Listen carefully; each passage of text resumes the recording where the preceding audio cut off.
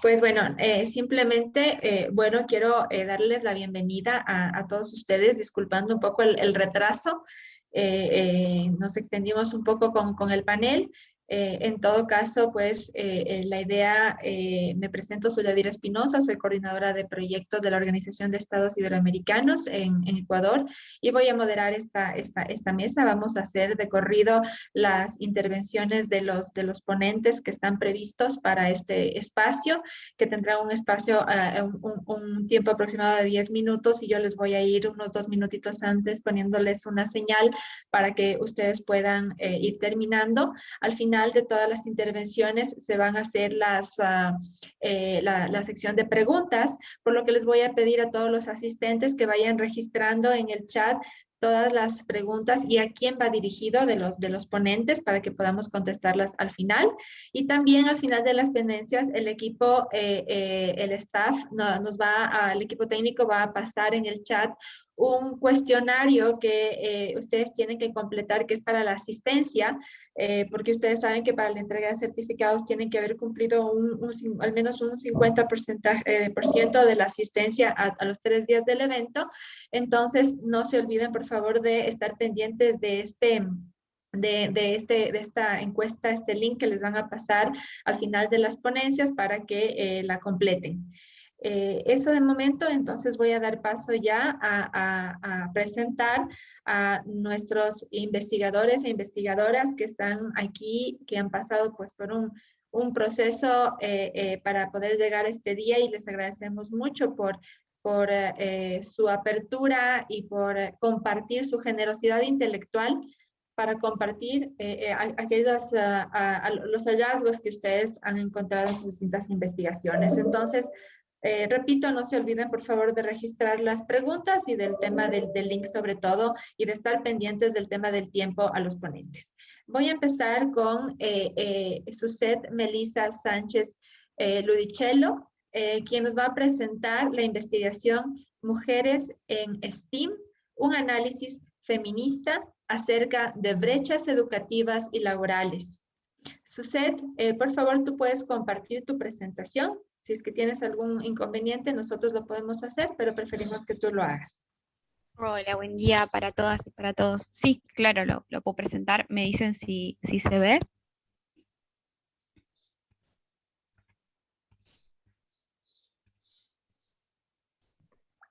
Por el momento no se ve. Ya está ahí, estamos viéndola. Bien. Bueno, ahora la ven en pantalla completa, ¿verdad? Sí, perfecto. Dale. Bueno, muchas gracias por la aceptación del trabajo. La idea es poder compartirles un poco una reflexión en base a un trabajo de la maestría que estoy cursando. Yo soy psicóloga, becaria doctoral del CONICET, que es el Consejo Nacional de Investigaciones Científicas y Tecnológicas de la Argentina. Actualmente resido en Bariloche y desde aquí estoy llevando adelante algunas investigaciones en propósito del doctorado. Esta investigación es un análisis que hice, una reflexión en realidad, como parte de la maestría de Género y Políticas Públicas de Flaxo que estoy finalizando. En relación básicamente a lo que sucede con las mujeres en el STEAM en Argentina, un poco desde una propuesta teórica en particular, ¿no? Y haciendo un recorrido sociohistórico como para poder entender desde un enfoque situado qué es lo que sucede en la Argentina. Bueno, entonces, como punto de partida para este análisis, tomé el último informe de la UNESCO, que se realizó en 2019, que, bueno, uno de los datos cuantitativos que tomé de este informe que me resultaron sumamente interesantes para poder pensar luego un análisis, es la matriculación de mujeres en lo que es las disciplinas de ciencia, tecnología, ingeniería y matemática, ¿no? Este estudio a grandes rasgos toma alrededor de 117 países, y lo que se ve es que, bueno, las mujeres están matriculadas en esta área en un 35%. Luego fui también como para continuar con una base de datos cuantitativos, a ver lo que pasaba en las matrículas argentinas, en lo que es el Ministerio de Educación, y me encontré con porcentajes similares, de hecho un poco inferiores, alrededor del 28% en los últimos 20 años. Y después particularmente a la Universidad Nacional de Córdoba, que es la universidad de la que yo soy egresada, y ver que también estos números se replicaban. Eso en cuanto a lo cuantitativo. Luego desde la praxis y de lo cualitativo, al ser miembro de un organismo de ciencia y tecnología como es CONICET, ver de qué manera esto se encuentra representado, particularmente cómo las matrículas, cómo las investigadoras, el área, digamos, feminizada tiene que ver más con las ciencias sociales, y todo lo que tiene que ver más con el área STEM son investigadores, y luego como poder analizar lo que pasa un poco más en el ámbito laboral, que también es parte de la propuesta de investigación. Em, y también de ver, digamos, digamos, estar inserta en ciertos espacios de ciencia y tecnología, y ver cuáles son las dificultades que enfrentan las mujeres una vez recibidas, luego de haber pasado, digamos, por el proceso de formación, cómo continúan siendo esas desigualdades que están tan instaladas en estos sistemas tan androcéntricos. Entonces la propuesta era analizar la brecha de género, tanto en los espacios de educación como en el ámbito laboral en Argentina, desde diversos aportes, desde los enfoques del feminismo, de los estudios de género, ¿no? Em, bueno, acá como pueden ver, y tomé algunos resúmenes de los aportes teóricos, de distintas referentes, de los estudios de género, para poder pensar un poco el análisis que hice, partiendo de poder analizar estas brechas desde un enfoque de la ciudadanía, ¿no? Para ello tomé como inicial el concepto de ciudadanía de Arden, ¿no? Que plantea como condición mínima que la ciudadanía es el derecho a tener derechos, para luego a lo largo de todo el trabajo ir contrastándolo con la propuesta de Vareiro, que propone pensar a la ciudadanía plena, ¿no? Entonces poder distanciar la ciudadanía solamente de lo formal, es decir, de los derechos formales, los derechos escritos, a la posibilidad real de acceder a ellos, ¿no? Y desde allí pensar, ¿no? A través de los aportes de Fraser desde la justicia de género, ¿no? Para pensar en la redistribución y el reconocimiento como elementos claves para poder lograr una mayor igualdad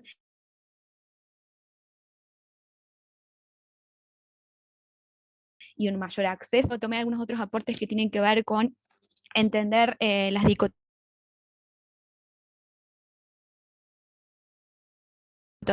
directamente. Se fue construyendo que el ámbito de las ciencias es un ámbito masculino, ¿no? Cómo se fue construyendo la idea de la polarización entre la razón, la ciencia, lo experimental, lo público hacia lo masculino, y el ámbito de lo privado hacia lo femenino, ¿no? Y luego otros elementos que proponen tanto Mafia como Burin, para pensar qué es lo que sucede en el ámbito laboral con estos elementos. Bueno, entonces desde estos enfoques teóricos que les fui comentando, lo que hice fue analizar qué es lo que sucedió en Argentina, ¿no? Históricamente con el acceso a derechos, para poder construir cómo fue esta desigualdad estructural, ¿no? Que sigue limitando al día de hoy el acceso de las mujeres a la educación, y cómo impacta en esto el concepto de ciudadanía. Bueno, para eso me remito a nuestro primer Código Civil en Argentina, en 1885, que este primer Código Civil establecía a las mujeres, ¿no? Como incapaces relativas, es decir, su condición en el Código Civil estaba asociada incluso a inferior a la condición de un niño o una niña, ¿no? Entonces, para poder educarse, dependía de la autorización del padre, o en el momento de casarse del cónyuge, que permitiera el acceso a la educación, ¿no? Y allí vemos como los primeros ingresos de las mujeres en educación en la Argentina, que esto, si lo pensamos desde un enfoque interseccional, podemos ver que siempre el acceso a derechos hasta más o menos los años 60, 70, es de una clase alta, ¿no? De la élite argentina. y en eso encontramos que normalmente está representada por las primeras inmigrantes. Eh, entonces encontramos a Elisa Benchofen, que fue la primera ingeniera recibida en 1918. Ella fue la primera en recibirse 20 años después de las primeras universitarias, como el ingreso a todo lo que tiene que ver con el área de ingeniería fue tardío, ¿no? En relación a los varones, que podemos ver que se recibió 48 años después del primer ingeniero, ¿no? Otros elementos en cuanto a acceso formal a derechos, ¿no? Y que también tiene que ver con las luchas de las sufragistas y las primeras feministas argentinas, el acceso al voto, ¿no? Que es cuando se empieza a ampliar los derechos en la Argentina. Entre eso también podemos reconocer la ley de divorcio, el cupo laboral, como espacios donde se va garantizando una ampliación de derechos en términos formales. Vuelvo a repetir porque este es como el punto quiebre de un poco del análisis, ¿no? Y hacia 1949 se da la ley de gratuidad en lo que es la educación, y con el proyecto Frondizi se promueve un acceso masivo de todos los sectores a la educación. Entonces podemos decir recién que a partir de los 60, 70 empieza a haber un acceso de educación más a nivel masivo, y mucho más aún luego de los 80 con el retorno de la democracia, que eso también limitó el acceso a la formación y a la educación universitaria en la Argentina. Bueno, entonces ese es el recorrido histórico que a simple vista, digamos, de acuerdo a lo que es acceso a derechos formales, nos permitiría pensar de que esto tendería a aumentar, ¿no? Lo que en realidad podemos ver es que el acceso de las mujeres al STEM sigue hasta el día de hoy en proporciones muy bajas. Podemos ver que lo que son los estereotipos y los estereotipos de género se representan en los estereotipos en la ciencia, y podemos ver que todo lo que tiene que ver con esta división de lo público y lo privado hacia las esferas más del ámbito de la vida privada se repiten a la hora, se extrapolan en las elecciones de carrera. Entonces vemos que, por ejemplo, en lo que es el área de trabajo social y psicología, el 78% son mujeres. Siguen reproduciéndose los estereotipos de género, y en relación a lo que son las áreas de ingeniería, la baja representatividad sigue reforzando el carácter masculinizado, que disminuye la posibilidad de contar con referentes, sostén, acompañamiento, ¿no? Ni hablar con los regímenes en las universidades, de que podemos pensar como elementos para poder continuar las carreras, que muchas veces son expulsivos para aquellas alumnas trabajadoras, o incluso también pensando la posibilidad de mujeres que deciden continuar su carrera a pesar de ser, digamos, siendo madres, y cuál es la posibilidad de ese reconocimiento en el proceso de la carrera, como algunos indicadores que fueron saliendo de distintos estudios, ¿no? Bien, y entonces cuando, bueno, podemos repensar y reflexionar sobre estos elementos desde las distintas autoras que fui nombrando en un principio. Vemos cómo los derechos formales, luego a la práctica de los derechos reales, siguen siendo bastante dificultosos, ¿no? El estudio de la UNESCO lo que representa es que los factores socioculturales y los estereotipos de género, la falta de representatividad, son las que verdaderamente dificultan el acceso, no así las condiciones reales, no así las condiciones formales que supuestamente garantizan la igualdad de acceso, ¿no? Bueno, y en cuanto al mundo laboral, tomé algunos elementos para pensar qué pasa cuando finalmente la poca cantidad de mujeres que vemos que se reciben, acceden, ¿no?, a puestos de trabajo. Acá se reproducen lo que es la segregación vertical y la segregación horizontal, es decir, las mujeres quedan sobre representadas en las bases de las organizaciones y subrepresentadas en lo que son las áreas de liderazgo. Para esto tomé, por ejemplo, en el estudio de Mafía y Dora Barrancos, que investigan sobre el CONICET, ven esta sobrerepresentación. Podemos decir que hoy en día el CONICET está feminizado, es decir, la mayoría son investigadoras. El porcentaje de mujeres sigue estando en las bases, ¿no? Y esto se explica muchas veces por la cantidad de tareas de cuidado que siguen asociadas a las mujeres, y no hay redistribución de esas tareas, impiden el acceso a las carreras, incluso la falta de feminización, digamos, de los métodos de análisis, ¿no? Es decir, los sesgos que hay a la hora de proponer las evaluaciones de carrera, ¿no? y techo de cristal y el piso pegajoso, que podrían responder también esta manera de tender a las mujeres hacia las bases de las organizaciones y la posibilidad de también incluso modificar cuáles son estos métodos de evaluación para poder seguir creciendo en estos espacios, ¿no? También, como para sumar desde un... Ya está sobre el tiempo, porfa. Bien, ya voy cerrando entonces. No, como una reflexión final es que cuando las mujeres acceden a estos espacios, lo que suele suceder es que se las sigue valorando, digamos, desde un enfoque androcéntrico, y seguimos teniendo que demostrar, ¿no?, más allá del acceso formal, la real capacidad, ¿no?, para acceder a estos puestos, aunque tengamos, por ejemplo, la formación. Bueno, estas son algunas reflexiones finales. El espacio educativo continúa albergando en su interior prácticas androcéntricas y patriarcales que reproducen y perpetúan los estereotipos de género. Es necesario implementar material pedagógico sensible al género para romper con estos binomios y potenciar el desarrollo de una niñez y adolescencia más libre, donde estos espacios de formación sean más cercanos a todas y a todos. Bueno, la invención de las esferas como opuestas ha logrado sostener durante mucho tiempo, durante estos años y hasta la actualidad, las desigualdades genéricas sustanciales. Y en cuanto la cultura siga sosteniendo los modos dicotómicos en los procesos de socialización, tanto primarias como secundarias, y la asignación de roles de acuerdo al género, el desarrollo de las mujeres seguirá obstaculizando, por lo tanto, la idea de una ciudadanía plena, ¿no? Y esto sigue siendo una utopía. Gracias. Muchas gracias, Suzette. Te agradecemos mucho. Igual pedimos a todos los asistentes que no se olviden de publicar sus preguntas en el chat, que el equipo técnico las irá recogiendo para hacerlas al final. Si puedes dejar de compartir, por favor, Suzette. Ahora voy a dar paso a Nuria Solsona Pairó, quien nos presenta su investigación titulada Vidas Cruzadas, Margaret Cavendish y Catherine Boyle en el siglo XVII. Nuria, bienvenida. Tienes a los 8 minutos, voy a hacer sonar una alarmita y después ya sabes que te quedan 2 para concluir. Adelante, por favor. Hola, muy buenas tardes a todas y a todos.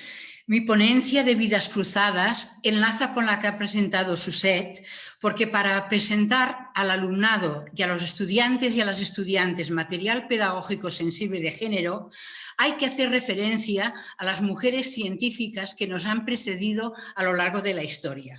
Mi investigación se sitúa en la primera edad moderna, en el siglo XVII, una época impregnada de complejos cambios sociales e históricos, donde la actividad científica se desarrollaba en torno a lo que se llamaba filosofía natural, alquimia y medicina farmacéutica, que darían lugar en los años posteriores a la nueva ciencia.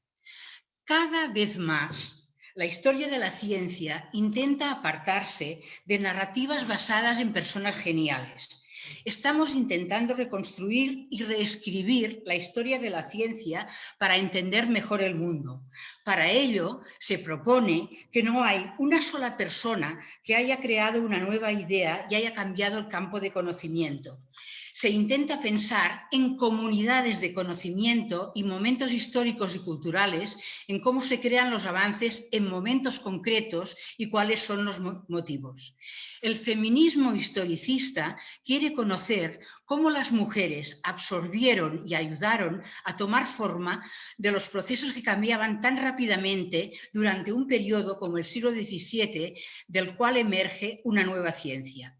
Yo voy a hablar de Margaret Cavendish, que nació en 1623 y murió en 1673, y Catherine Boyle, que nació en 1615 y murió en 1691, las dos en el siglo XVII, y ver cómo desafiaron los roles de género establecidos en este siglo para establecer relaciones con la comunidad científica y conseguir su acceso al conocimiento científico.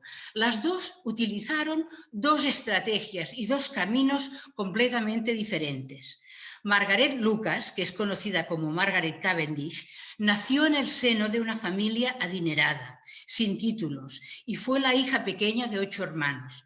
Catherine Boyle, hermana de Robert Boyle, que todo el mundo conoce por las leyes de los gases, y conocida como Lady Ranelagh, fue la 7ª hija de un total de 14 hijos de un rico colonialista, Richard Boyle, conde de Cork. Las dos vivieron en Inglaterra. Cavendish recuerda en su autobiografía que tuvo poca educación formal, la propia de las damas: cantar, bailar, leer y agradar. No se sabe exactamente qué educación pudo tener Catherine Boyle con los capellanes y tutores que tuvo en casa.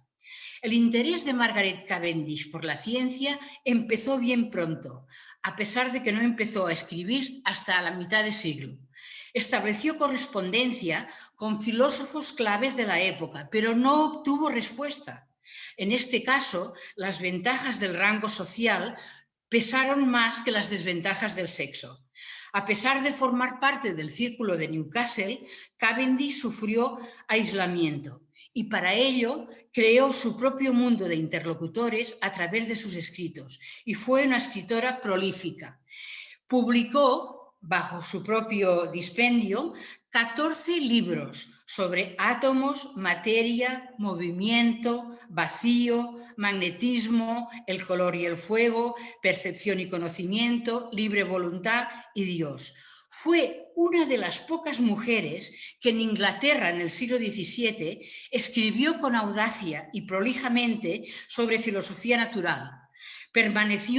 Su audacia permaneció inigualable por ninguna otra mujer. En cambio, nuestra segunda mujer científica, Lady Ranelagh, fue muy activa en los círculos intelectuales de la época en Londres, el Invisible College, el círculo de Harlem, pero optó por la discreción. No dejó libros escritos con su nombre. Solo se identifican 2 tratados, uno sobre una plaga y otro teológico, y se le atribuyen 2 libros de recetas que eran una actividad habitual entre las damas nobles. Ya hemos dicho que Cavendish no tuvo mucha educación formal, pero eso no disminuyó su apetito por las ideas, ya que, como ella decía, los pensamientos son libres y las mujeres podemos leer en nuestros espacios cerrados, así como los hombres en sus colegios. Margaret Cavendish reconoció que en esa época el acceso de las mujeres al conocimiento se realizaba a través de los hombres cultos. Su primera publicación, Poems and Fancies, Poesías e Imaginaciones, del 1653, contenía epístolas en verso, argumentando sobre la aptitud de las mujeres para escribir. Los poemas tratan de temas como las relaciones de los hombres con los animales, las pasiones, la comparación de las cosas animadas e inanimadas.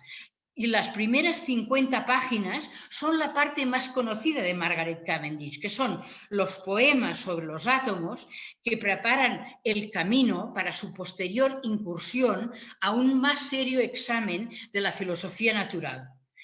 Margaret Cavendish se disculpa para escribir en verso, pero otros autores contemporáneos también lo hicieron.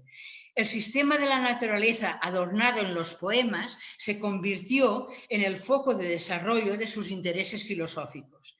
Después de este primer libro, publicó una larga composición en prosa, un texto corto y recóndito, donde sugirió por primera vez una alternativa organicista al sistema mecánico de la naturaleza. 2 años después volvió a publicar este trabajo como la primera parte de una defensa más extensa de su materialismo organicista.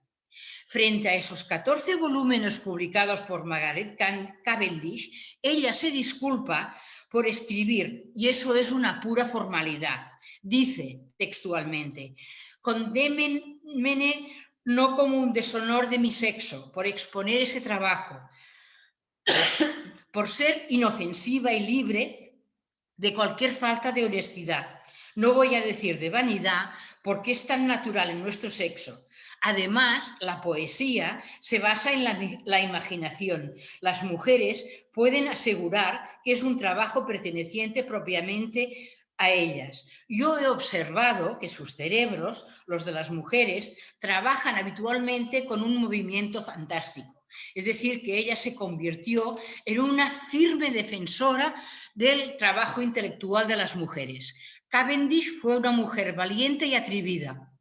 En cambio, Catherine Boyle, Lady Ranelagh, que hemos dicho que participó en el círculo de Harley, que promovía un proyecto de divulgación del conocimiento por correspondencia con el continente, Escocia e Irlanda, solo se conservan de ella 2 libros de recetas. Uno es un libro general de ciencia doméstica especializado en recetas de cocina, que lleva el nombre de Kitchen Physics.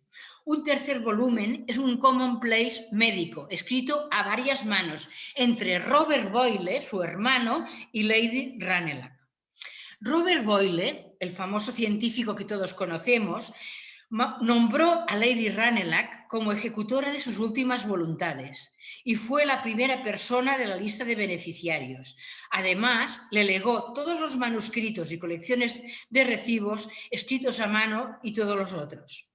Lady Ranelagh, en resumen, fue una gran mediadora del conocimiento científico. Se mantuvo siempre en segunda fila, participó y acompañó a su hermano en los experimentos, discusiones y reuniones, pero escogió una estrategia diferente a la de Margaret Cavendish para afianzar su autoridad científica y médica. Las dos tuvieron conflictos de autoridad que solucionaron escogiendo vías distintas. Otras mujeres también siguieron itinerarios epistemológicos diferentes de los establecidos por la ciencia oficial en cada momento histórico. Ya sabéis que la Royal Society de Londres no permitía que las mujeres fueran miembros en esta época. Bueno, ya está muy tarde. Margaret Cavendish visitó la Royal Society en mayo de 1667. Este fue su único encuentro con los hombres de ciencia. Para terminar, me gustaría decir que estudiar la historia de las mujeres para reconstruir la historia de la ciencia comporta de entrada un gran reto, buscar su presencia. Esto nos lleva a leer las fuentes ya conocidas desde otra perspectiva y descubrir nuevas fuentes como las cartas y los manuscritos perdidos. Hacer historia de las mujeres supone recoger documentos sobre la presencia histórica, sus papeles y sus actos. La historia de las mujeres ha hecho aflorar un magnífico arsenal de documentos inéditos para la historia, que son, por ejemplo, las cartas que intercambiaron Lady Ranelagh con Constantine Huygens sobre las lágrimas de Rupert y que han cambiado totalmente esa visión esquemática que se tenía de Lady Ranelagh diciendo que ella no había realizado actividad científica.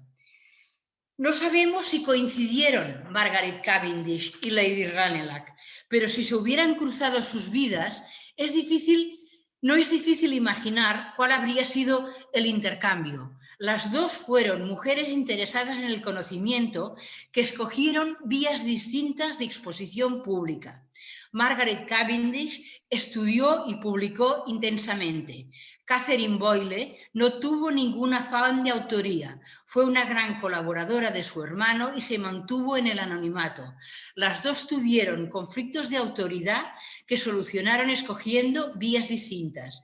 Hablar de ellas 300 años después es rendirles homenaje. Muchas gracias por su atención y espero sus preguntas.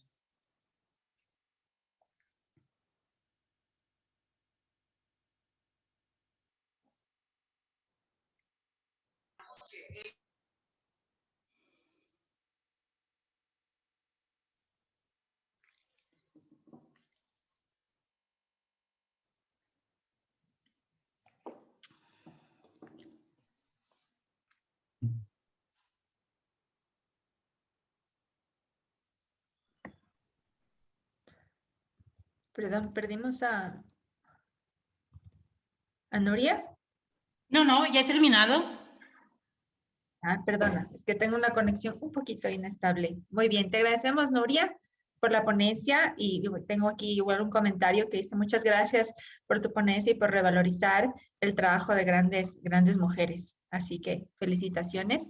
Y ahora voy a dar paso a la doctora María Sara de Lima Díaz, y quien es autora con Paula Caldas Brognoli. El título es Mujeres Brasileiras, sus historias de marcas na ciencia. Por favor, doctora María Sara de Lima. Buenos días. Yo que voy a presentar, me llamo Paula, só un momento. Ok, puedes compartir tu presentación.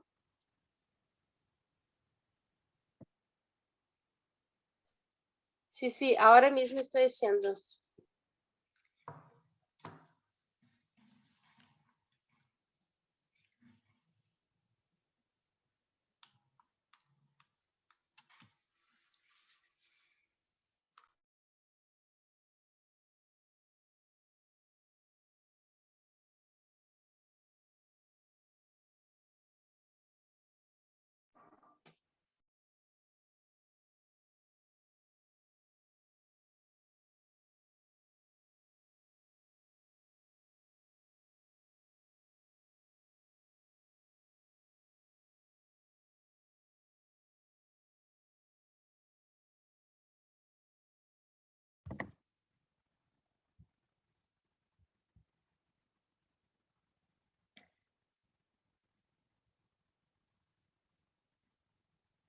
Avísanos, por favor, si no, para pedirle al staff, no sé si tenemos tu presentación en backup.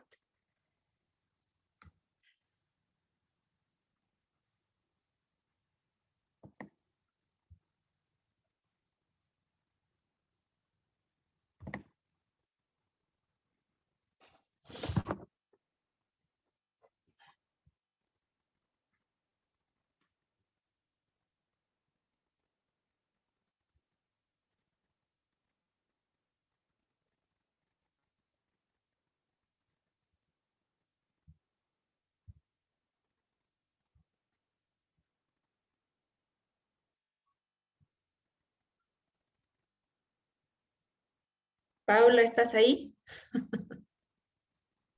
¿Está apareciendo en mi tela? No aún. Ahora sí. A veces se suele demorar un poquito, pero no todavía. No sé, ¿Ahora? Iván, si tenemos respaldo de la presentación de Paula. No, no tengo tu presentación.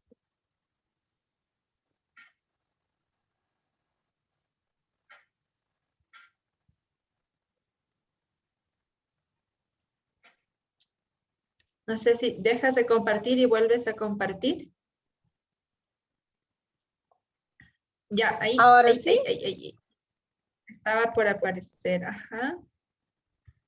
Salió un Ahora- ratito y ahí está. ah, Perfecto. Ahora sí ya la vemos. Te bueno, escuchamos. perdón por el retraso. Mi nombre es Paula.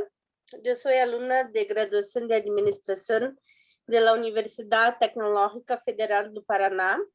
Y mi maestra, mi profesora orientadora es María Sara de Lima Díaz. Desde ahora ya pido perdón por mi español, pero voy a intentar.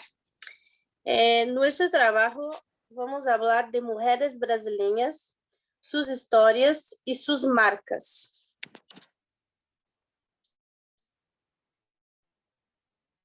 Bueno, yo voy a empezar con la introducción, algunos datos importantes, objetivo, metodología, resultados y discusiones. Bueno, como una introducción, las mujeres han ido aumentando su participación en diferentes ámbitos de la sociedad, pero aún enfrentan los obstáculos de género, especialmente en las carreras científicas. Las mujeres Yo voy a estar haciendo un recorte sobre la profesión, de la carrera de las mujeres que están en la vida académica de Brasil. Tenemos acá que se encuentran múltiples mujeres en nuestra sociedad. Y también sabemos que tienes comportamientos diferentes que hacen que la mujer retenga la necesidad de ser, por ejemplo, los padrones que la sociedad espera que la mujer sea madre y cuidadora y que tiene que hacer de la casa y de la división de sexual de trabajo. Y todo eso se hace como la mujer también tiene que hacer su supercalificación profesional para poder cumplir con todas las tareas que tienen. Entonces, y su inserción en las áreas de desarrollo del conocimiento científico. Bueno, aquí tenemos algunos datos de la realidad. Las mujeres son el 40% de los investigadores en Brasil que afirman tener un doctorado en las 5 principales áreas del conocimiento. De los 77.800 investigadores seguidos en la plataforma Lattes, que es una plataforma muy utilizada en Brasil para que los pesquisadores y pesquisadoras pongan sus producciones, sus conocimientos en participaciones de eventos y demás. Dentro de esos datos, tenemos 31.394 son mujeres. Y esas mujeres están en la parte de la lingüística, las letras y las artes, es el ámbito en que más destacan. Y también es que tiene menos especialistas. Según la Organización de las Naciones Unidas para Educación, la Ciencia y la Cultura, UNESCO, en todo el mundo, las mujeres representan solo el 28% de los graduados en ingeniería y el 40% de los graduados en informática y ciencias de la computación. La encuesta señala las mayores disparidades están en áreas altamente calificadas, como la inteligencia artificial, donde solo en 22% de los profesionales son mujeres. Para otro dato también, según datos de la Coordinación de Perfeccionamiento del Personal de Educación Superior, CAPES, del Ministerio de Educación en 2019, en Brasil, el 54% de los estudiantes de posgrados eran mujeres. Los datos de 2020 muestran que los investigadores representan el 58% del total de becarios estricto sensu de la fundación. Bueno, aquí tenemos como un avance de un año para otro en Brasil. Solo en 30% de los estudiantes que ingresan a la universidad eligen carreras relacionadas con ciencia, tecnología, ingeniería y matemáticas. Entonces, aquí tenemos como una cuna que está, perdón, ¿están escuchando?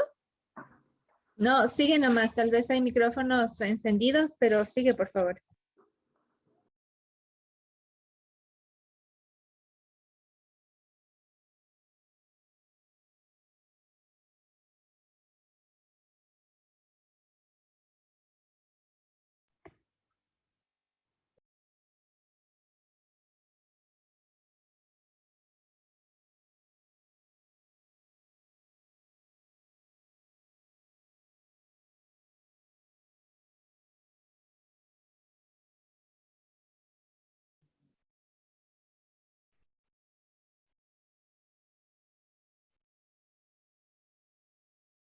Perdón, creo que está en mute la panelista. Creo que sí. Paula.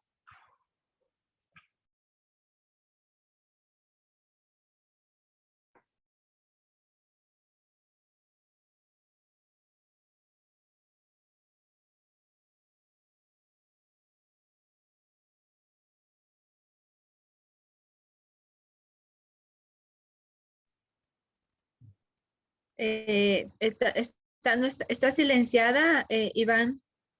Eh, Le estoy dando para que reactive el audio, pero no sé qué ocurre.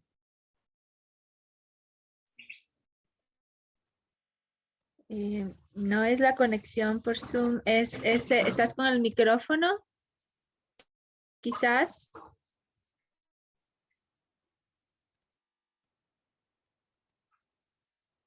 Sí, tiene que reactivarlo ella. Solo hay que reactivar el micrófono. Sí, a lo mejor dándole al botón de desactivar audio y volviendo a activarlo, a lo mejor ahí. Ahí, ya. Ahora sí. Ahora sí. No sé qué pasó. Sí, no, tampoco sé. No sé, ¿quieres porfa terminar? Nos queda un poquito Sí. tiempo. Ok. Entonces, tenemos acá como de mujeres importantes de la ciencia que hicieron mucho por la pandemia de Brasil. La biomédica Jacqueline Góes de Jesús, Ingrid Morales, Flavia Sales y la farmacéutica Erika Manuli son las investigadoras de la Facultad de Medicina de la USP dentro del Instituto Adolfo Lutz, quienes descifraron la muestra del primer caso de COVID-19 de la infección en la América Latina. Bueno, y entonces acá como objetivo, el objetivo del artículo fue investigar la participación de las mujeres brasileñas en la ciencia, sus elecciones, la construcción de sus carreras y historias. Analizar sus elecciones profesionales y la construcción de sus carreras. Como metodología, utilizamos la investigación, fue una investigación exploratoria de la naturaleza cualitativa y se utilizó una investigación en bases de datos para apoyar la discusión. En cuanto a los procedimientos técnicos, luego de la encuesta de los artículos, se realizó una lectura sistemática de los resúmenes y se realizó un debate con los autores. Como resultados y discusiones, como consideraciones finales, el estudio demuestra el aumento de la participación femenina en diversas áreas de la ciencia, sin embargo, aún con persistentes dificultades de género. En general, los artículos tienen consecuencias muy evidentes de los obstáculos a los profesionales en las áreas de la ciencia como fenómeno social, que involucra desigualdad en el ámbito profesional. Son como relaciones jerárquicas y está presente en diversos ámbitos de la sociedad. No dar lugar a mujeres científicas es desperdiciar la mitad del cerebro del país. Quien dicho eso fue Mercedes Bustamante, que fue elegida miembro de la Academia de Ciencias. Acá dejo algunas de las referencias bibliográficas del estudio. Muchísimas gracias. Muchísimas gracias, Paula, por la presentación. Ahora vamos a presentar a Isabela Bonaventura con el título Profesión farmacéutica en Sao Paulo, Brasil, prácticas científicas, enseña género. Isabela, ¿te tenemos? Hola, aquí estoy. Solamente un momentito para que pueda Compartir. compartir. No hay problema. ¿Se ve? ¿Es posible ver? Sí, sí, la vemos muy bien. Ah, bueno. Entonces empiezo. Sí, adelante. A los 8 minutos te pongo una alarmita. Sí. Buenos días, me llamo Isabela Bonaventura, soy doctoranda del programa de posgrado en Historia Social de la Universidad de São Paulo, bajo la supervisión de la profesora Márcia Regina Barros da Silva, y hoy les presentaré mi investigación de máster intitulada Profesión Farmacêutica en São Paulo, Brasil, Práctica Científica, Enseñanza y Género, entre 1895 y 1917. Esses trabajos hicieron parte de mi máster y también se publicaron como libro el año pasado por la editora Fiocruz. Essa investigación tiene el objetivo de analizar la institucionalización de la profesión farmacéutica en el estado de São Paulo, señalando la participación de las mujeres, principalmente después de la fundación de la Escuela de Farmacia en 1898. Entre 1901 y 1916, se licenciaron en la Escuela de Farmacia 129 mujeres, que compusieron 25% de las licencias. Aunque las mujeres no fueran la mayoría, essa cantidad es significativa para el periodo, principalmente si comparamos con el porcentaje de licenciadas en los 15 primeros años de la Facultad de Medicina de São Paulo. En esos primeros 15 años de licencias en la Facultad de Medicina, por ejemplo, se licenciaron solamente 17 mujeres, que compusieron 2,5% de las licencias obtenidas. O sea, después de la fundación de la Escuela de Farmacia, la profesión farmacéutica albergó la presencia de mujeres y mezclóse a importantes debates de género. Bueno, durante el siglo XIX, la profesión farmacéutica disponía de un sitio secundario cuando comparada con la medicina, ya que los farmacéuticos eran conocidos popularmente como los auxiliares o mismo como los cocineros de los médicos. Essas relações jerárquicas desiguales eram reforçadas incluso em las instituições de enseñanza, ya que a maioria de las escuelas de farmácia en actividad en Brasil en el siglo XIX eram adjuntas a las faculdades de medicina. Essa relação subordinada com a medicina molestava muitíssimo a los farmacêuticos paulistas que, en la década final del siglo XIX, se unieron con el objetivo de establecer espacios de habla, actuación y enseñanzas propio. E incluso esos farmacéuticos tenían el objetivo de establecer una identidad profesional propia, que les acercara a la imagen de científicos y del espacio de laboratorio, y que también les alejara de la cocina y de la posición de auxiliares. De ese modo, em 1894, foi fundada a Sociedade Farmacêutica de São Paulo. Foi a primeira sociedade nesse perfil, no estado de São Paulo, e essa sociedade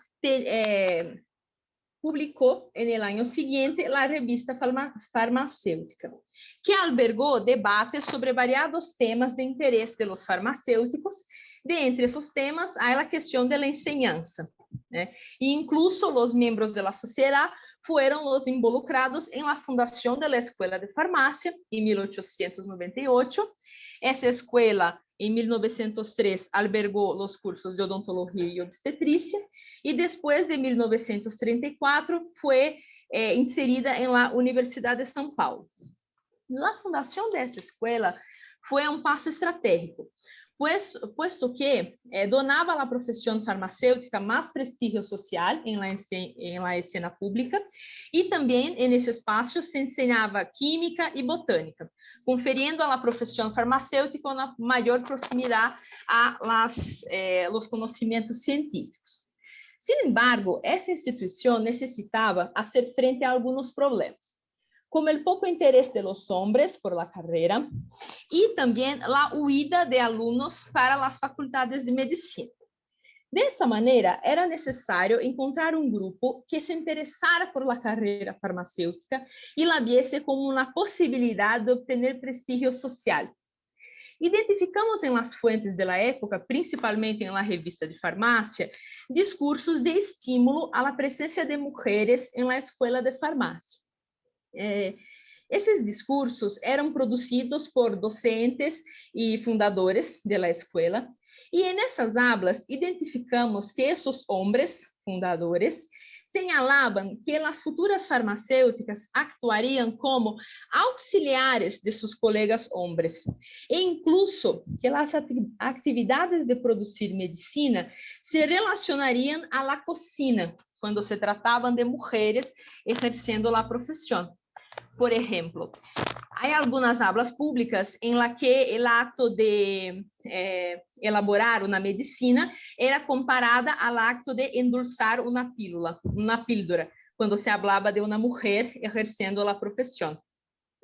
Assim que a posição de auxiliar, ou mesmo a fama de cozinheiro, inicialmente criticada por los fundadores da escola, era reactivada e celebrada quando se tratavam de mulheres exercendo a profissão.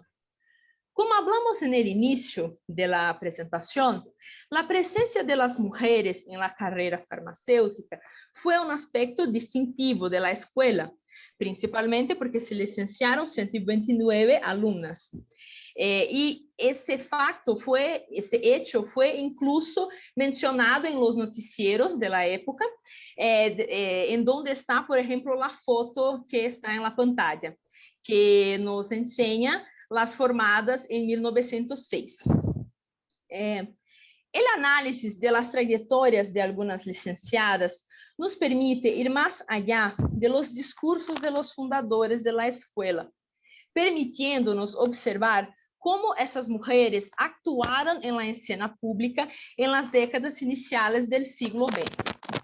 Hablaremos mais precisamente de duas licenciadas. A primeira de ellas é Joana Stamato Bergamo.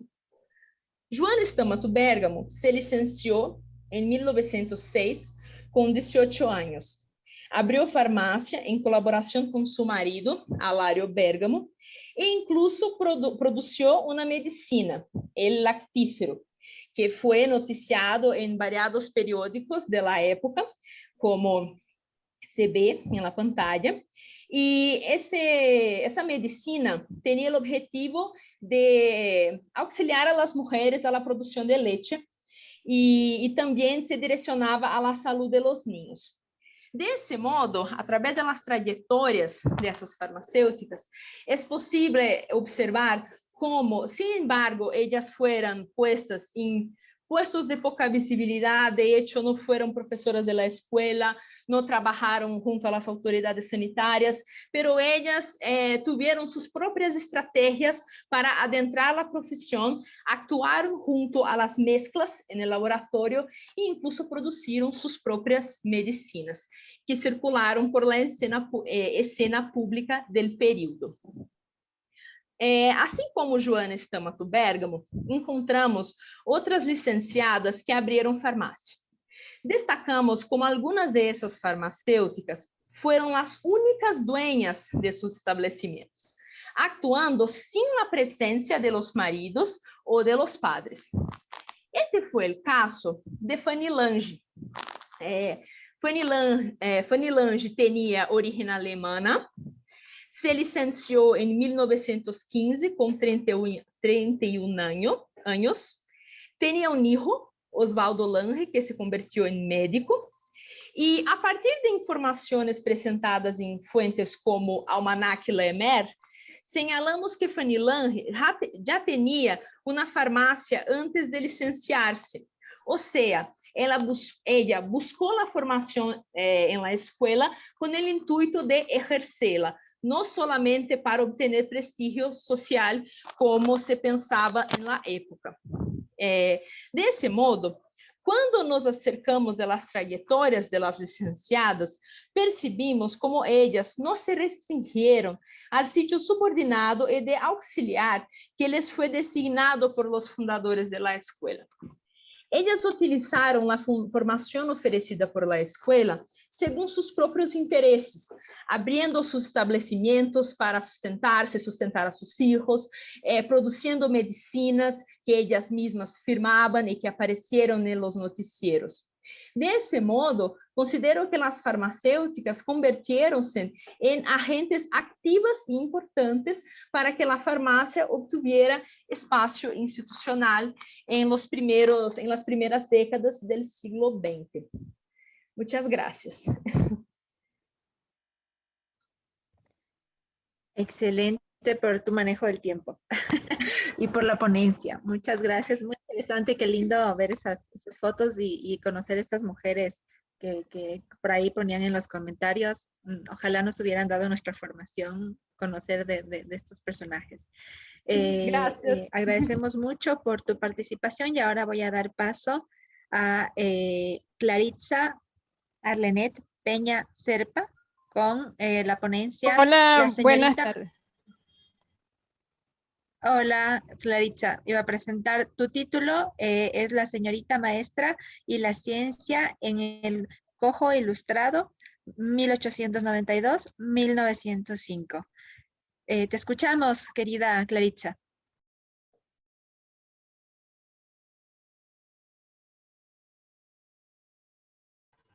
Bueno, buenos días, buenas tardes para otros.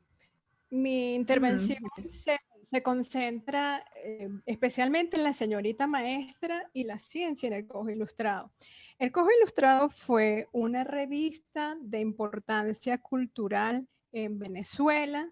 Se creó en el año 1892 y permaneció en el tiempo hasta 1915. Para este estudio solamente tomé estos años, 1892-1905.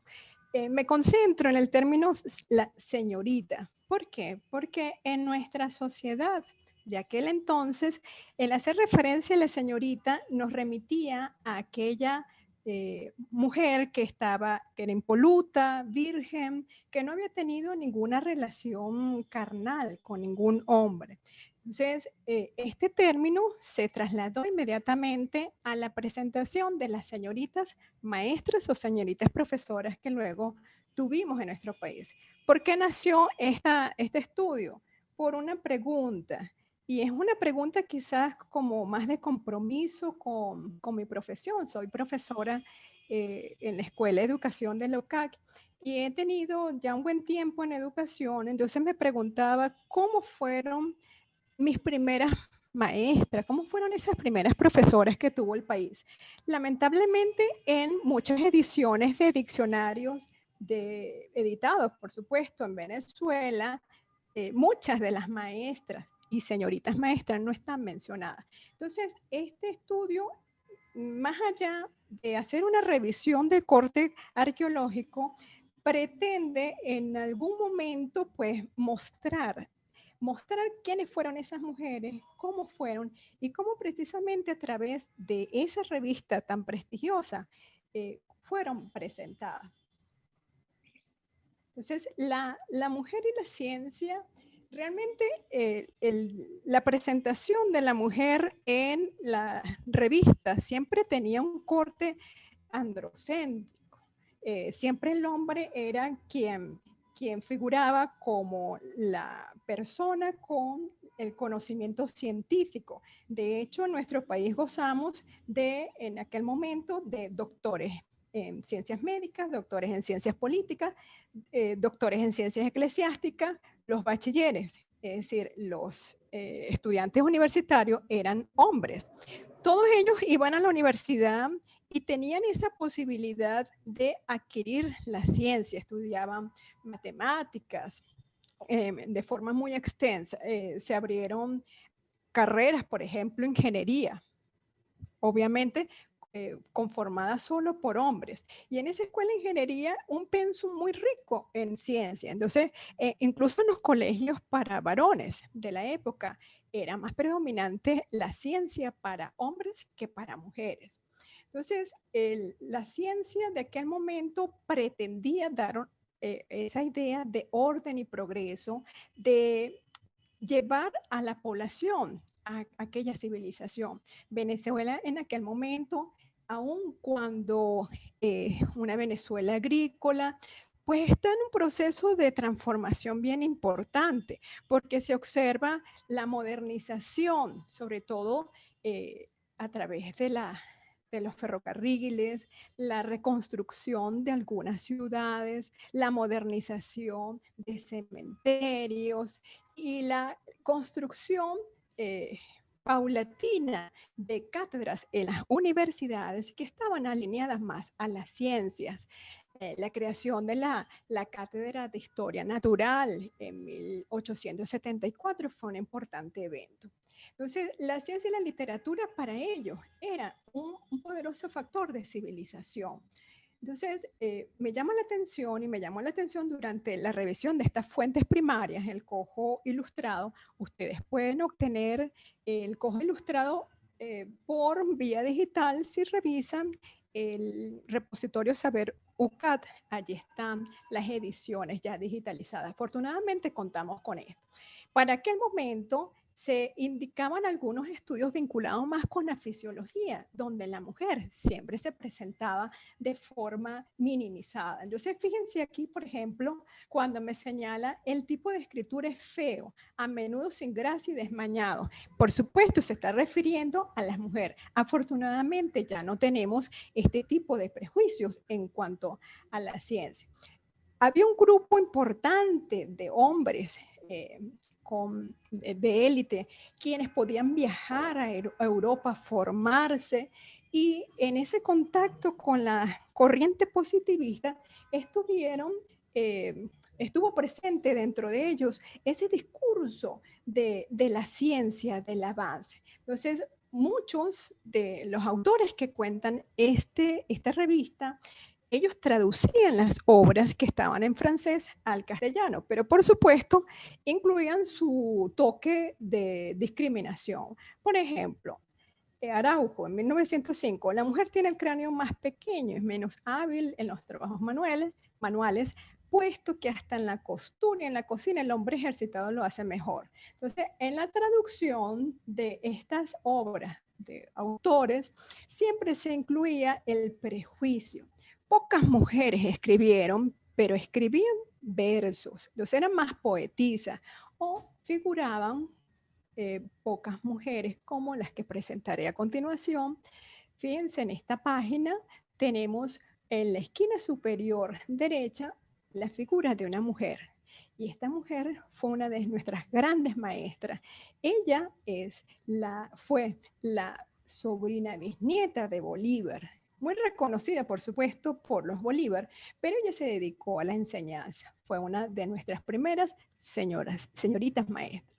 Entonces, aquí he tomado pues algunas de los grabados de la época y los he tratado de acercar. ¿Por qué? Porque en la época solo se reservaba una pequeña extensión, es decir, una columna, un pequeño recuadro para referirse a la señorita maestra. Entonces, aquí tenemos nuevamente a Antonia Steller. Ella fue la fundadora de la Escuela Normal de Mujeres en 1893. Tuvo esa importante misión y supo llevarla a cabo. Pero esta escuela normal fue la puerta para muchas mujeres para comenzar a estudiar algo por el cual ejercer, aunque debo aclarar algo. Antes de esta creación de la Escuela Normal para Mujeres, ya muchas señoritas y muchas señoras ejercían la enseñanza, pero no contaban con el título. Esta escuela lo que vino fue regular esto, lo de la titulación. Tenemos en la esquina superior derecha una de las jóvenes estudiantes, María Teresa Silva, muy distinguida por sus estudios, sobre todo por participar en las artes. Y en esta esquina inferior izquierda tenemos a una de las señoritas maestras que no aparece mencionada en los diccionarios. Ella se llama la señorita Mercedes Cecilia Limardo. Ella fue una de las pocas mujeres que antes de crearse esta escuela normal debió viajar hasta Europa, específicamente a Francia, para obtener el título de institutriz. Entonces ella tuvo esa oportunidad. ¿Por qué? Porque pertenecía a una familia acaudalada. Aquí les comparto un grabado de un grupo, de los pocos grupos que fueron mostrados por la revista. En 1898, ellas están en una clase de geometría.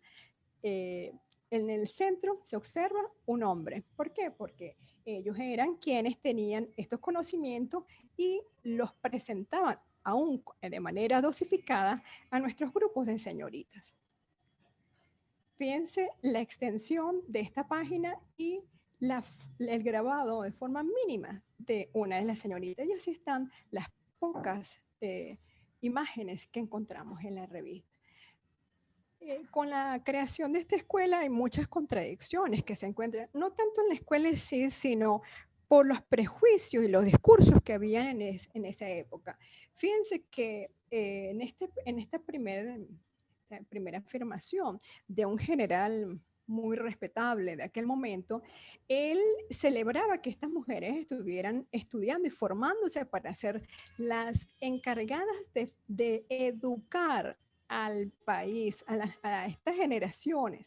Pero en 1895 alaba a la mujer profesionalizándose, pero en 1897, cuando realizan un especial en la revista solo para mujeres, lo único que se resalta en la mujer es la belleza, nada más. Y precisamente este general en esa revista indica que él prefiere que las mujeres estén precisamente destinadas al espacio doméstico. Piensen en las contradicciones. ¿Quiénes eran mencionadas en este cojo ilustrado? Las señoritas de familias acaudaladas. Aun cuando existió la escuela normal para mujeres en 1893, según el decreto, hubo un permiso para varios colegios del país, especialmente distantes a la capital, para que abrieran curso normal. El curso normal precisamente ofrecía ese pensum que estaba ofertado para las señoritas en la escuela normal. ¿Quiénes se destacaban? Entonces, aquí se hacía referencia a Clara Belina Betancur y Rosalía de Castro. Ellas también pertenecían a familias acaudaladas. En este grabado... Ahí está sobre el tiempo, por favor. Muy bien, para que muy bien. vaya estando.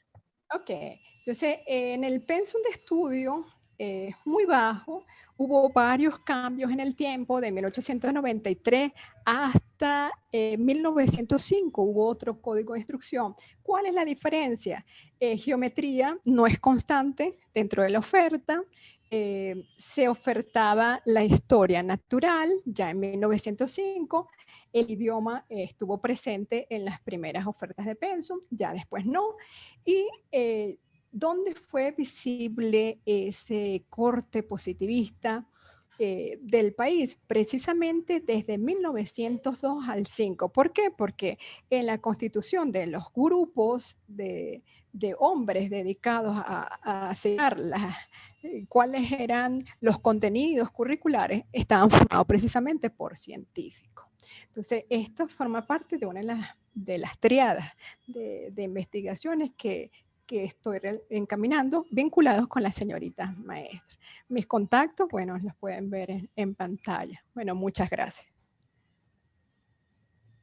Muchas gracias, Claritza. Te comparto esto que efectivamente, agradeciéndote la presentación y poner en relieve lo importante de la revisión bibliográfica y de poder trabajar con este tipo de documentos históricos, ¿no? Así que un poco resaltar esto que es súper importante, ese trabajo. Recuerden poner las preguntas en el chat. Y ahora, luego de agradecer la participación de Claritza, invitamos a Carolina Romero Mantilla, quien presentará su trabajo titulado Científicas en Colombia, motivaciones y obstáculos en su trayectoria.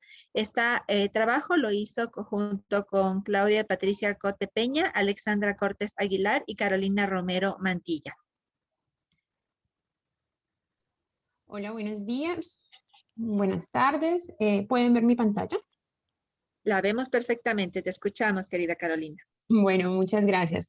En primer lugar, agradecerles la aceptación a la ponencia. Para mí es un gusto presentarles hoy parte de los resultados de una investigación que adelantamos desde la Universidad Industrial de Santander en Colombia y de la cual hoy presentamos una parte y la titulamos Científicas en Colombia, motivaciones y obstáculos en su carrera.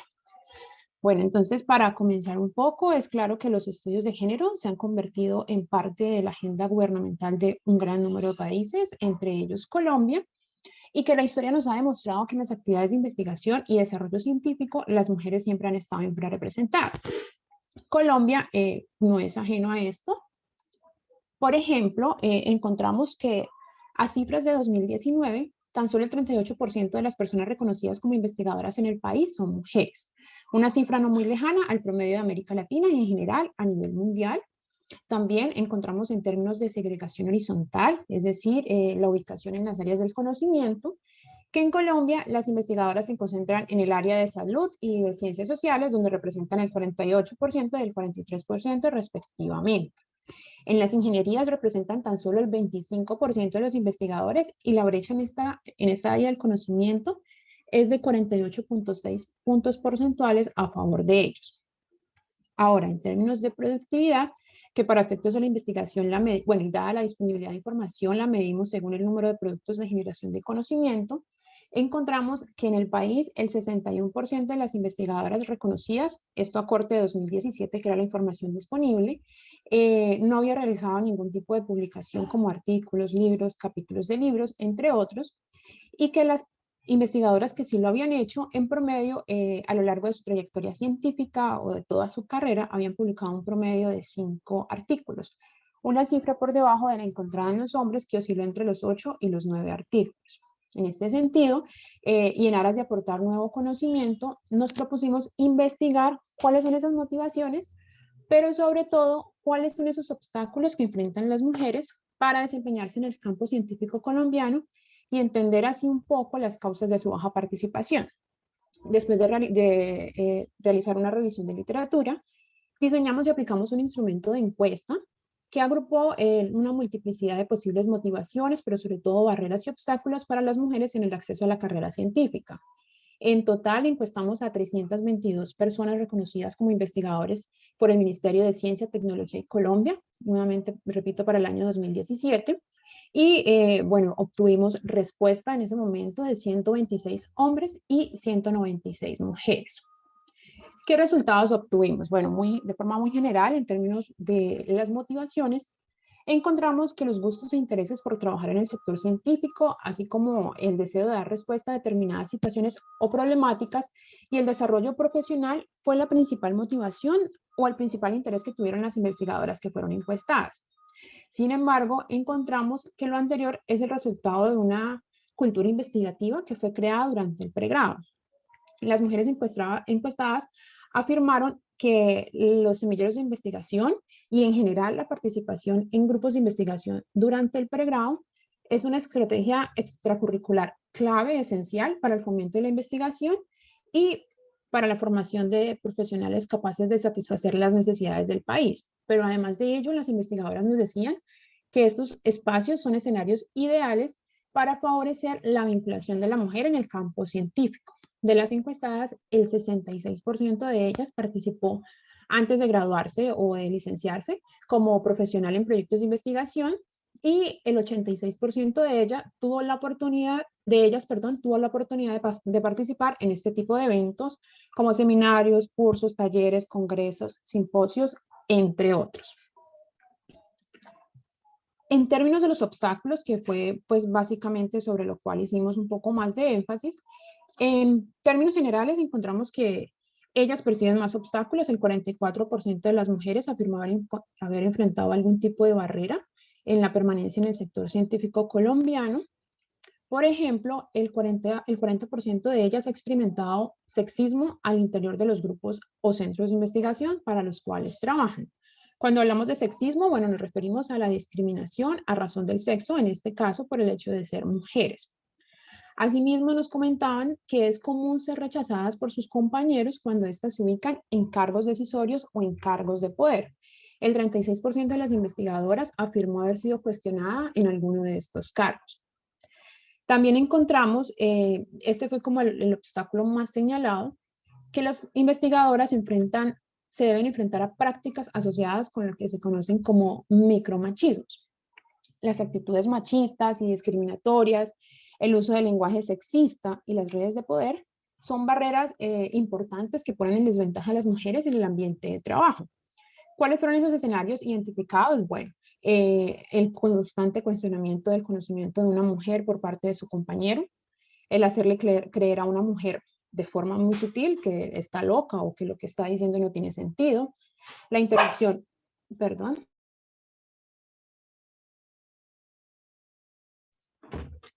la interrupción innecesaria del discurso por parte de un hombre a su compañera, también la apropiación de ideas generadas por las investigadoras, pero desarrolladas por sus compañeros hombres, y sobre todo la feminización de determinadas tareas y actividades logísticas y oficinistas, y también la imposibilidad de pensar en una mujer como líder o como directora. Además de estos escenarios mencionados, las investigadoras manifestaron también enfrentarse a acoso laboral o acoso psicológico y consideran que eso es un obstáculo en el ejercicio de su profesión. Por ejemplo, conductas y comportamientos de acoso como el uso de expresiones, comentarios y palabras de descalificación profesional, la sobrecarga de trabajo en horarios excesivos a la jornada laboral y el trato discriminatorio respecto a los demás compañeros son algunas de estas situaciones que enfrentan las mujeres en Colombia en los grupos de investigación. Asimismo, encontramos que las normas, las reglas, las oportunidades y en especial la distribución inequitativa de los recursos tiende a beneficiar más a los hombres que a las mujeres. Las investigadoras que encuestamos exponen una distribución inequitativa de los recursos básicamente en dos momentos. El primero de ellos es cuando se financian proyectos de investigación y el segundo cuando se asigna la respectiva remuneración salarial. Esto es como un comportamiento que se da no solamente en el sector científico colombiano, sino se da en general en el país, y es que pese a que ellas cuentan con la misma experiencia y el nivel académico que sus compañeros, ellos terminan ganando más. Perdón. Por último, en este término, por último y no menos importante, una parte de las encuestadas afirmó haber experimentado situaciones de acoso sexual al interior de los grupos de investigación, conductas que van desde comentarios, preguntas, chistes o insinuaciones de tipo sexual, hasta en ocasiones miradas, gestos o movimientos hacia el cuerpo de las mujeres, conllevó a que algunas de ellas tuvieran que cambiar, digamos, cambiar de proyecto, de grupo con el que estaba trabajando, o llegar al punto de simplemente renunciar. Ya para finalizar, en términos de los obstáculos, la discriminación que encontramos también obedece a la asociación del ser científico con otros roles sociales que cumplen algunas mujeres, como por ejemplo la maternidad.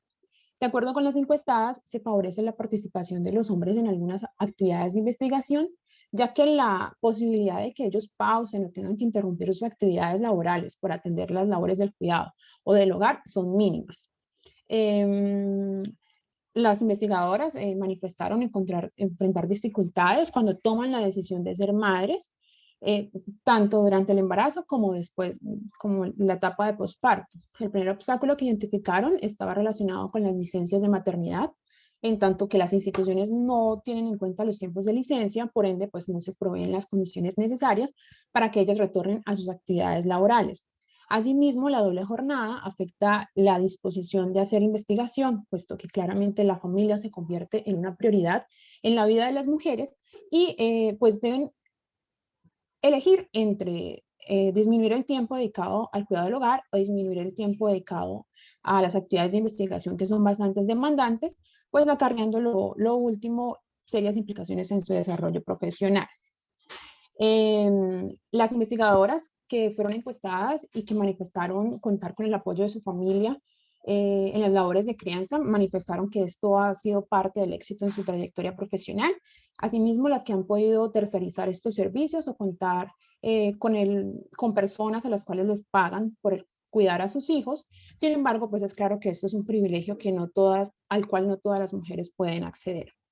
Entonces, bueno, ya a modo de conclusión, como parte de esta presentación, también a modo un poco de resumen, encontramos que en Colombia las investigadoras experimentan en mayor medida obstáculos o limitaciones para acceder y desempeñarse en el campo científico, y esos obstáculos están muy relacionados con estereotipos tradicionales que discriminan a las investigadoras por el hecho de ser mujeres y no solo las ubican en ciertas áreas del conocimiento, sino que en reiteradas ocasiones les cuestionan su autoridad, y también, bueno, las actividades de cuidado demandan un tiempo adicional para investigar que no es considerado al interior de las instituciones.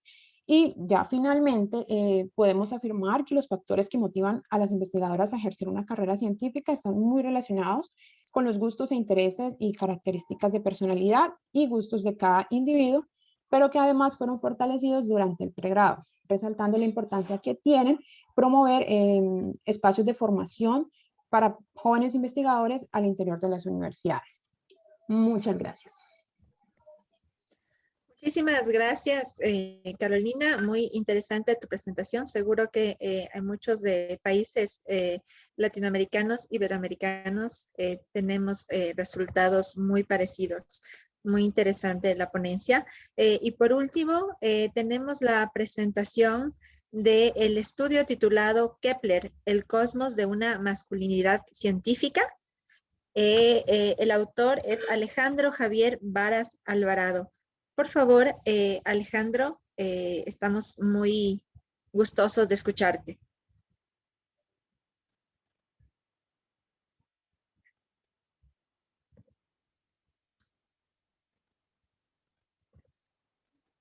¿Tenemos a Alejandro o no tenemos a Alejandro?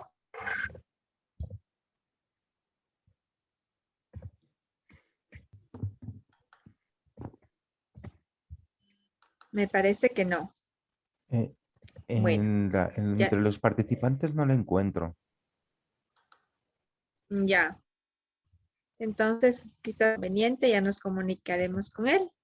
En todo caso, algunas de las preguntas que nuestros asistentes, nosotros tenemos previsto y les hemos invitado a todas las personas que están participando como ponentes y que han pasado por el primer filtro con sus resúmenes para la aceptación de su ponencia para el comité científico para estar en este congreso.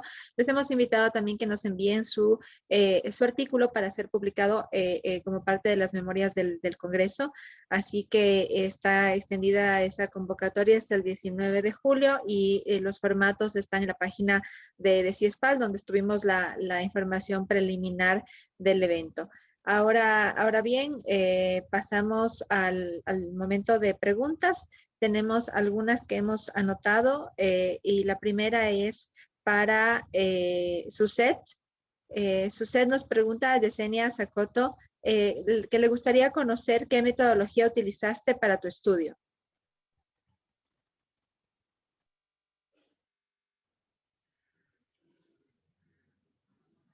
Perdona, Yadira, me parece que Yesenia Sakoto también me lo pregunta a mí. Soy Nuria Solsona.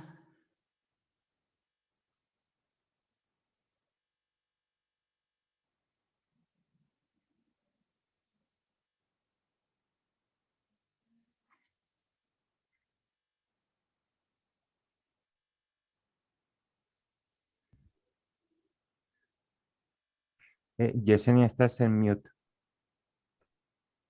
Es para las dos. Listo. Entonces, ya que estás, Nuria, a la mano, te escuchamos.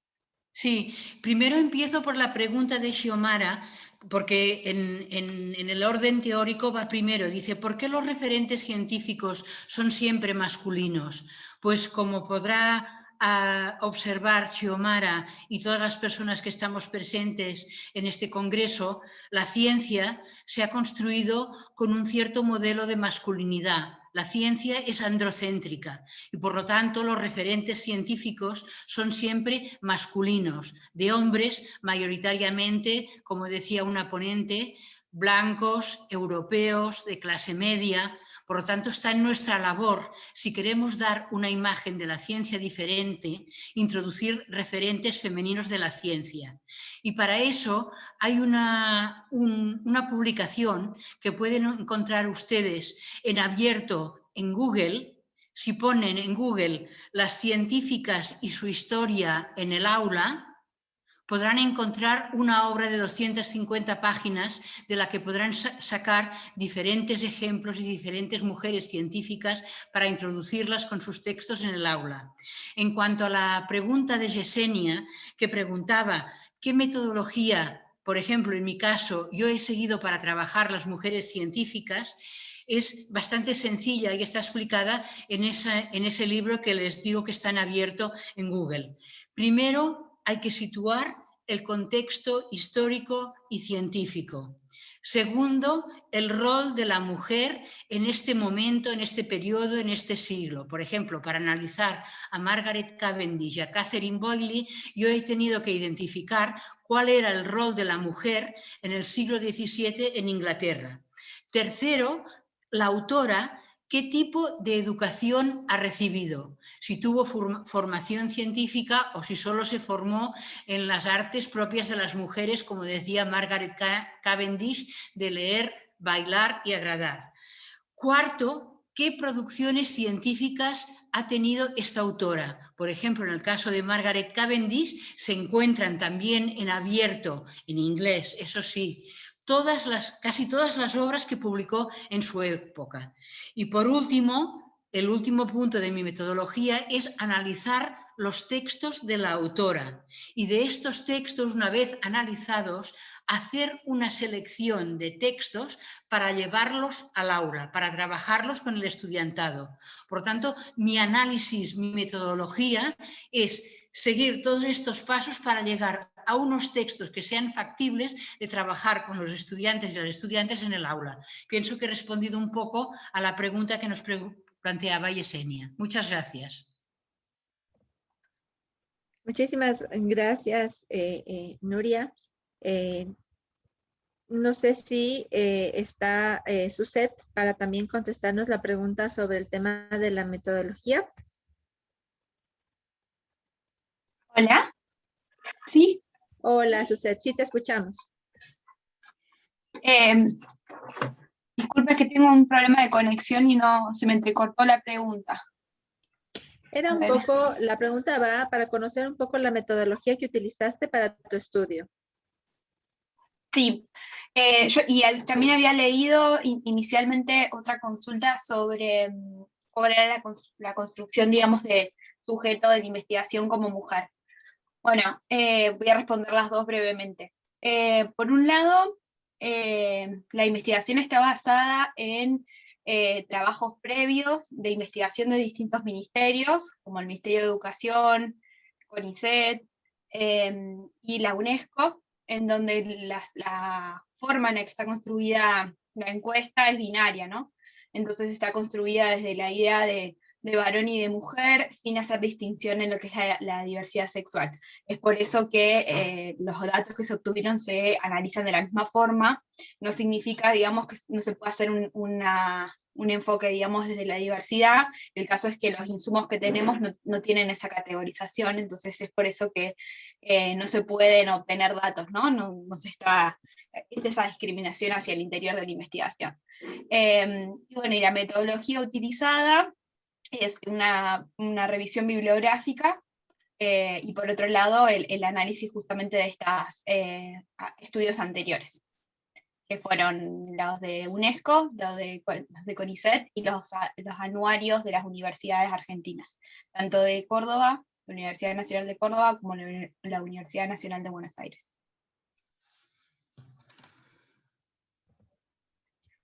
Perfecto. Muchas gracias. Tenemos la pregunta de Diana del Villarreal, también para todos, que ya les había dicho sobre el tema de los trabajos completos. Además de esta publicación, vamos a tener el material de apoyo con el que ha trabajado las ponentes y que nos han compartido en un repositorio. Ahí están los datos de correo electrónico también de las ponentes y también que les puedan contactar por ahí. Tenemos también una pregunta de Lucía Céspedes para Paula. ¿Podrías recomendar algunas fuentes, trabajos o sitios donde consultar esos datos sobre las mujeres en ciencia en Brasil? Sí, yo también ya tengo su correo. La Lucia, creo Lucia, que me preguntó, Lucia, ¿no? Ya estaba pasando su correo para ella, ahorita mismo. Ya, perfecto. Gracias. Bueno, eso es todo lo que tengo de preguntas ahora mismo. No veo ninguna otra pregunta en el chat.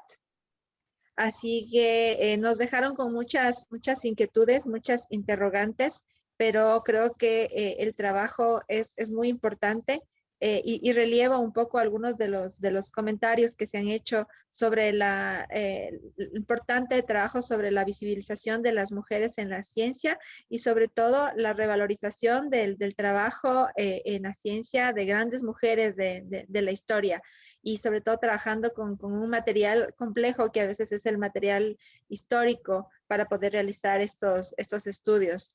Así que eso tenemos, pero ahora hemos cumplido súper bien el tiempo. Agradecemos muchísimo la participación de todas las ponentes en esta parte, esta primera bloque. No sé si es que desde el staff se pasó, me confirmas por favor Iván, si se pasó ya el link para el registro de asistencia. Lo acabo de hacer ahora mismo. Ya está en el chat el enlace. Ya, por favor, está en este momento el enlace para que todos puedan llenar y completar sobre este primer bloque. Ahí tienen que llenar unas cosillas muy sencillas y entonces estamos pendientes de que ustedes puedan llegar esto para registrar su asistencia. Les agradecemos muchísimo. Y que tengan una buena tarde. Espero que puedan continuar con la agenda programada. Hasta pronto.